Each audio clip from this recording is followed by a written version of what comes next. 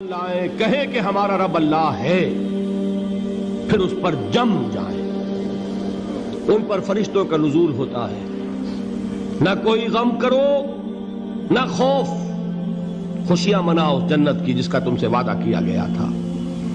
اللہ کی ربوبیت پر اطمینان جب انسان کو ہو جاتا ہے، میرا رب اللہ ہے، ربی اللہ، انسان کے لیے نہ کوئی کھٹکا، نہ کوئی خطرہ، نہ کوئی خوف، نہ کوئی حزن۔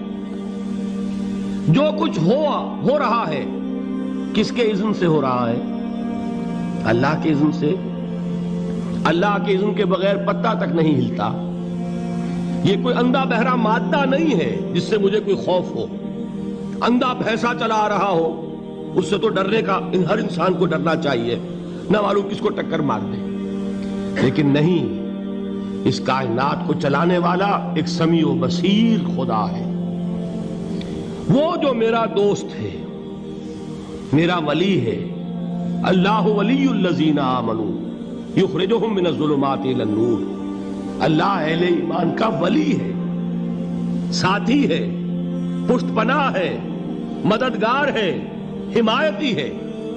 بتائیے جسے یقین ہو جائے کہ اللہ میرا مددگار، اللہ میرا محافظ، اللہ میرا پشت پناہ، اللہ میرا حمایتی، اس کے لیے کوئی خوف ہوگا؟ اس سے کوئی ڈر ہوگا؟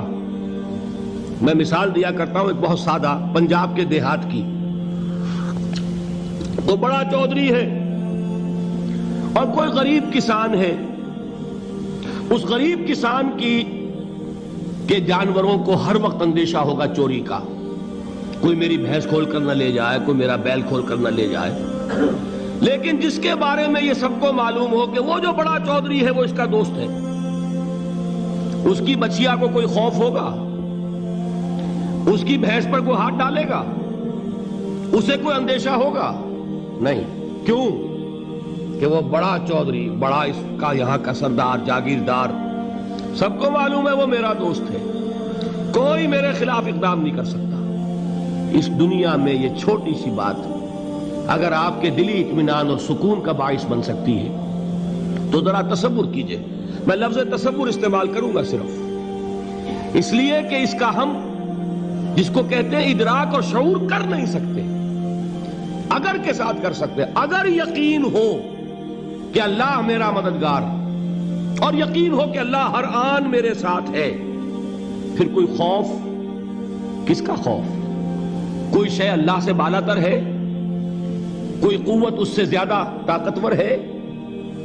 کوئی اس کے ارادے کو بدلنے والا ہے؟ کوئی اس کی مشیت کے آڑے آنے والا ہے؟ یہی بات ہے جو حضور نے فرمائی۔ یہ ایمان کا حاصل ہے لب لباب، کہ دیکھو اچھی طرح اس بات کو ذہن نشین کر لو، اگر تمام انسان مل کر تمہیں کوئی نقصان پہنچانا چاہے نہیں پہنچا سکتے، مگر جو کچھ اللہ نے لکھ دیا ہو، اور تمام انسان مل کر تمہیں کوئی نفع پہنچانا چاہے نہیں پہنچا سکتے، مگر وہ شے جو اللہ نے طے کر دی۔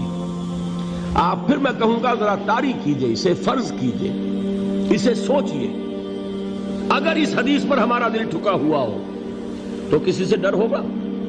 یہ مجھے نقصان نہ پہنچا دے، یہ میری رپورٹ خراب نہ کر دے، یہ میری انکریمنٹ نہ رکوا دے، یہ میرا یہ نہ بگاڑ دے، یہ میرے یہ نقصان نہ پہنچا دے۔ اس کا ڈر، اس کا ڈر، اس کا خوف، اس کی خوشامد، اس کے لیے جا کر طرح طرح سے اپنی عزت نفس کو ذلیل کروانا اس کے سامنے، یہ سب کچھ کیوں کرتا ہے انسان؟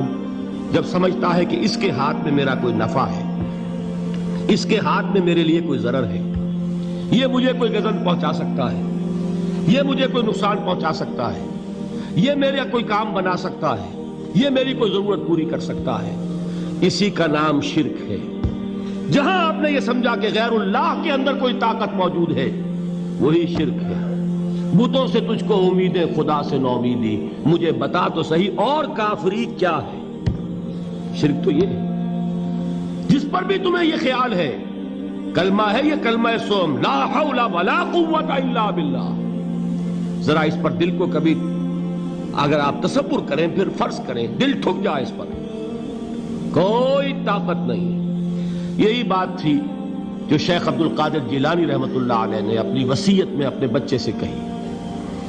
11ویں دینے والے ہیں، لیکن حضرت شیخ عبد القادر جیلانی کی وصیت اور تعلیمات کو کتنے لوگ ہیں تم جانتے ہو؟ یہ جن مقامات تک پہنچے ہیں وہ کس چیز کی بدولت پہنچے ہیں؟ انہوں نے جو پیغام دیا وہ کیا تھا؟ اے میرے بچے، جس طریقے سے قرآن مجید میں حضرت لقمان کی نصیحتیں جو ہے نقل کر دی گئی ہیں، میں یہ عرض کروں گا بالفرض اگر قرآن حضرت عبد القادر جیلانی کے بعد نازل ہوا ہوتا تو شیخ عبد القادر کی یہ نصیحتیں بھی قرآن میں درج ہوتی. اتنی اونچی نصیحتیں ہیں. اے میرے بچے، اس حقیقت کو ذہن نشین کر لے، لا فاعل فی الحقیقت ولا مؤثر الا اللہ. اس کائنات میں نہ کوئی فاعل حقیقی ہے نہ مؤثر حقیقی ہے سوائے اللہ. کسی شے میں کوئی تاثیر نہیں اگر اللہ نہ چاہے. آگ جلا نہیں سکتی اگر اللہ نہ چاہے. پانی ڈبو نہیں سکتا اگر اللہ نہ چاہے. زہر ہلاک نہیں کر سکتا اگر اللہ نہ چاہے. کوئی چیز فائدہ نہیں پہنچا سکتی اگر اللہ نہ چاہے. تو در در پہ کیوں سر جھکاتے ہو؟ در در پر کیوں جبیں سائی کرتے ہو؟ سب کے سامنے کیوں ہاتھ پھیلاتے ہو؟ ایک اللہ سے مانگو. ایک اللہ کے سامنے زمین پر اپنی جبین رکھو. لا فاعل فی الحقیقت ولا مؤثر الا اللہ. نظر آتا ہے ہمیں کہ پانی پیاس بجھا دیتا ہے. پیاس بجھانے کی صلاحیت پانی میں نہیں ہے، اللہ کے اذن سے. کھانا بھوک مٹا دیتا ہے. بھوک مٹانے کی صلاحیت کھانے میں نہیں ہے، اذن رب میں. دیکھیے یہی یقین تھا. حضرت موسیٰ علیہ السلام کا واقعہ یاد کیجئے. سامنے سمندر آ گیا ہے. قوم دیکھتی ہے پیچھے کہ گرد و غبار کا طوفان ہے. معلوم ہوا کہ فرعون اپنے لشکر سمیت آ گیا ہے. لشکر جب چلتا تھا تیز رفتاری کے ساتھ تو گرد و غبار کا جو طوفان اٹھتا تھا اس کا تصور کیجئے. اور لمحہ بلمحہ وہ قریب آ رہا ہے. پوری قوم نے کیا کہا؟ اے موسیٰ انا لمدرکون. اے موسیٰ ہم کو پکڑے گئے. قرآن مجید نے تو یہاں وہ باتیں نہیں لکھی ہے، لیکن تورات میں یہ درج ہے کہ بنی اسرائیل جھگڑنے لگے، دست و گریبان ہو گئے موسیٰ کے ساتھ. موسیٰ ہمیں یہاں مروایا لا کر، اس سے تو ہم ہی بہتر تھے. وہاں کھانے کو ملتا تھا، زندگی تو تھی. بیگار ہم کر رہے تھے، موت تو نہیں تھی. اب جو کچھ ہوگا اس کا تصور کرو، جس طریقے سے ہمارے ٹکڑے اڑائے جائیں گے. تو لڑ رہے ہیں حضرت موسیٰ علیہ السلام سے. یہ تورات کی تفصیل ہے. قرآن میں صرف اتنا آیا ہے، پریشان ہو کر انہوں نے کہا انا لمدرکون. موسیٰ ہم تو پکڑے گئے. اس وقت موسیٰ کا جواب کیا ہے؟